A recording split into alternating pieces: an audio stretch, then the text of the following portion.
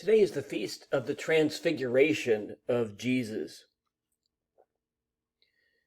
The story as it's told in the Gospel says that Jesus took Peter, James, and John up to the top of the mountain, and there he became transfigured.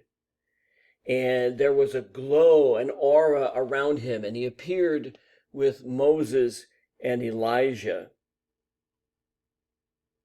The gospel writer is clearly telling us that this experience is a theophany. It is an appearance of God to the apostles. I would bet that none of us has ever experienced a transfiguration moment of Jesus like the apostles did. But that doesn't mean that God doesn't appear to us.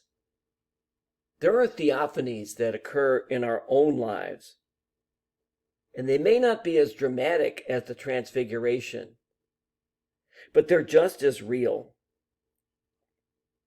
God can appear to us, and in fact, God does appear to us many times, in many ways, every day.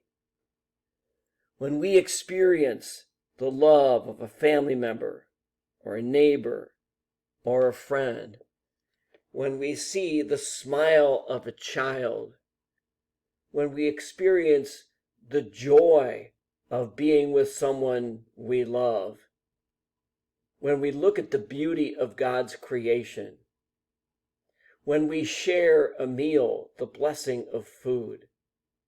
In all of these experiences, God is there in one way or another. And so I invite us to reflect upon the moments of theophany in our lives every day.